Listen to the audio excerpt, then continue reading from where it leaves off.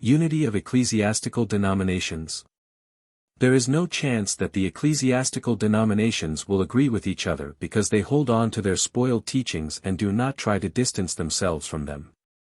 They all concentrate on external practices. They represent a Christianity which does not correspond to what Jesus describes as the church founded by him. Because this church is a spiritual union, its members exemplify a living Christianity which transforms a person from within. It cannot be compared with the Christianity advocated by the churches, which mainly follow external customs, have adopted countless practices and ceremonies and thus attach more importance to those while neglecting the inner change of the human being's nature into love. As a result, it can never achieve the right relationship with God, the spiritual rebirth, which, however, is the essence of the church founded on earth by Jesus himself. None of the denominations will relinquish their traditions, not one of them will, for the sake of another, renounce anything even though it is a mere human product and has no value before God. The denominations' argument concerns those differences which were created by them in the course of time, but no thought is given to the actual misguided spiritual knowledge which had caused the confusion in the first place, and which is eagerly defended as the original religion. This, however, can only be found in the truth taught by Jesus himself on earth, which has also been distorted by now and is no longer supported by any of the existing denominations, nor can it be supported because it needs the working of the Spirit, which can only be attained by fulfilling the divine commandments of love.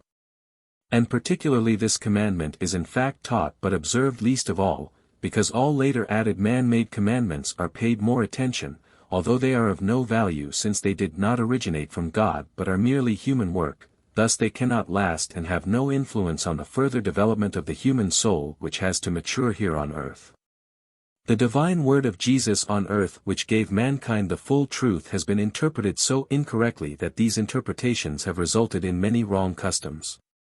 Here God's adversary has played his part by confusing the spirit of men, which became noticeable in the demands of these various denominations, which always separated when people argued over the spiritual meaning of Jesus' words. And each denomination supported such controversial issues according to the degree of their understanding or the spiritual state of those who believed themselves to have a calling but who did not belong to the Church of Christ themselves, or their spirit would have been enlightened and they would have dissociated themselves from the existing creeds or schools of thought. Some eager representatives whose maturity of soul was already further advanced certainly did fight for the knowledge they had gained. But they could never prevail because their opponents were not willing to relinquish a structure which only consisted of misguided human practices, which never correspond to divine will because they did not concur with the pure truth.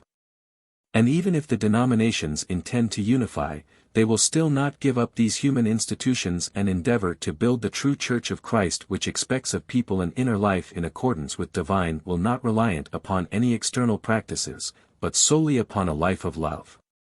This will establish a connection with God and result in living faith as well as a full understanding of the pure truth which is gained through the working of the Spirit within the human being, and which is the sole characteristic of the Church which Jesus Christ established on earth.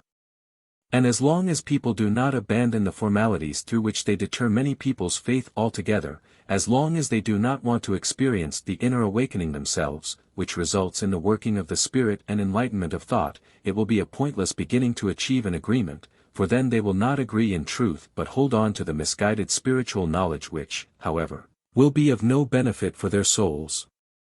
Amen.